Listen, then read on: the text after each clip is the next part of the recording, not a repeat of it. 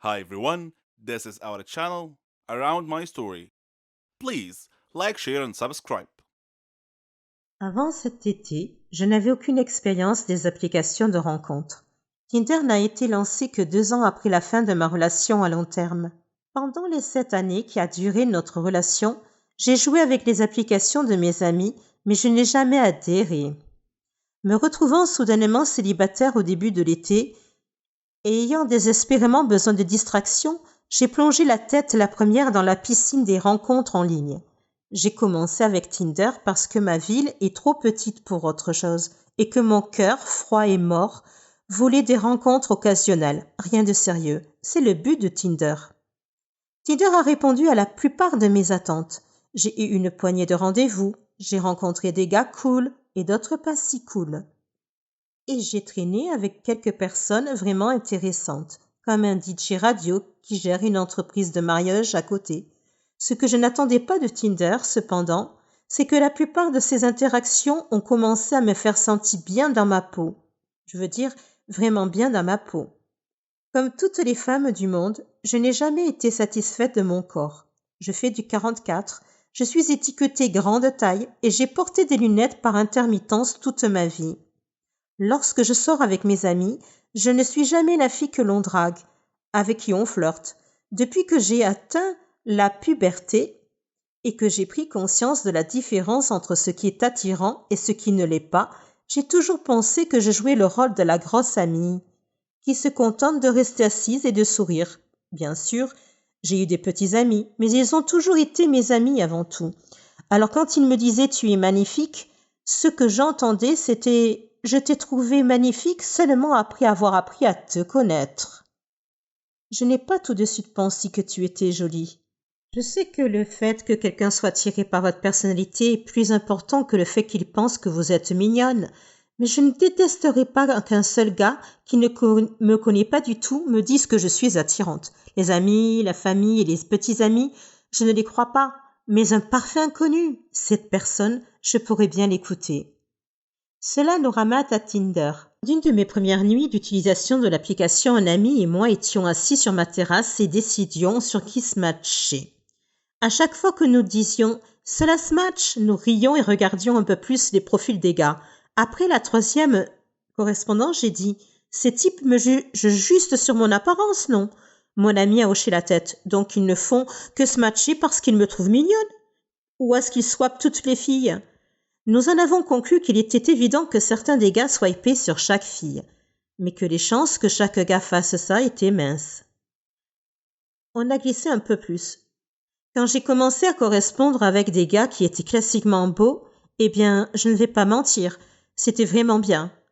Un mec sexy me trouve vraiment attirante ? Quoi ? Non. Comment c'est possible ? Puis les messages ont commencé. Certains sont allés droit au but en disant « Tu es vraiment jolie ».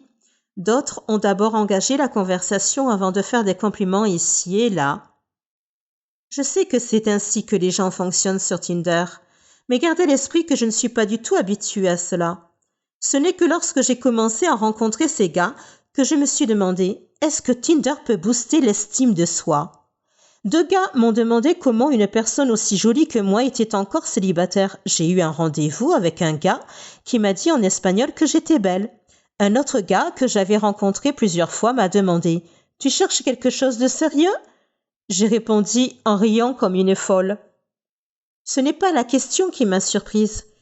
C'est le fait qu'elle vienne d'un type incroyablement séduisant et en pleine forme.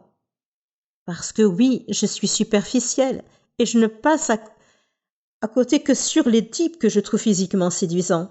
Quand j'ai fini de rire, j'ai dit quelque chose de maladroit comme « Oh, peut-être, je veux dire, je ne suis pas contre ». Mon esprit cependant disait « Tu es sérieuse ? Tu t'es vue ? Tu m'as vue ?» En fait, je n'étais pas séduisante, mais je savais simplement comment bien m'habiller. Je me suis retirée dans ma coquille malsaine. Peu de temps après ce type, j'ai traîné avec un étudiant en médecine gentil et ringard qui était en ville pour les vacances. On s'entendait bien. Le lendemain, lorsque nous nous sommes retrouvés, il semblait choqué que je sois sortie une 2e fois avec lui. Il n'arrêtait pas de répéter « Tu es si belle !» Je n'ai jamais l'occasion de faire des choses comme ça. Je ne sais pas comment répondre au compliment. Mad Boy a secoué la tête.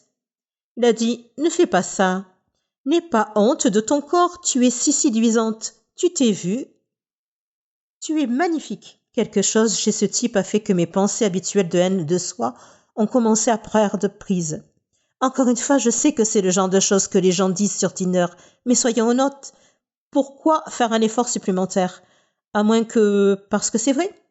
Quelque part, entre les discussions occasionnelles sur Tinder, la poignée de rendez-vous, mon esprit a tourné autour d'une nouvelle pensée. Suis-je attirante? Je me suis regardée dans mon miroir en pied. J'ai essayé de voir ce que ces gars voyaient. Des gars qui ne me connaissaient pas du tout. Des gars qui ne sont pas influencés par ma personnalité. Et des gars qui n'ont aucune raison réelle de me complimenter, parce que je ne recherche pas une relation de sitôt. Tout à coup, je commence à le voir. Là où je voyais des bosses disgracieuses et un ventre que je rentrais avant d'éteindre la lumière, je vois maintenant un corps sain, bien dessiné et, osons le dire, mince. Mes amis, ma famille et mes petits amis m'ont toujours dit que j'étais séduisante. Mais ce n'est que lorsque ces inconnus ont commencé à le répéter encore et encore que j'ai commencé à l'entendre. Alors, qu'est-ce qui booste l'estime de soi? Tinder ou les simples rencontres? Ou est-ce qu'ils fonctionnent l'un avec l'autre? Parce que sans Tinder, je ne sortirais probablement pas du tout. Sur le plan romantique, j'ai tendance à ne pas me mettre en avant. En général, je n'ose pas aborder un homme et essayer de flirter avec lui par peur d'être rejetée. Avec Tinder, cependant, le simple fait de correspondre avec quelqu'un semble atténuer la peur du rejet. Que vous ayez trouvé une personne parce qu'elle est vraiment intéressée ou parce qu'elle a dit oui à tout le monde? Le fait de voir le message, c'est une correspondance, atténue un peu la tension qui accompagne les rencontres. Que ce soit grâce à Tinder ou non, ces derniers mois, j'ai découvert une nouvelle confiance en moi. Quand quelqu'un me complimente, je lui dis merci au lieu de répondre par une blague sur la haine de soi. Lorsque je rencontre quelqu'un pour la première fois, je m'efforce d'être aussi bavarde et sarcastique que d'habitude, au lieu d'être timide et silencieuse. J'ai flirté avec des hommes et j'ai même donné mon numéro à un musicien au hasard.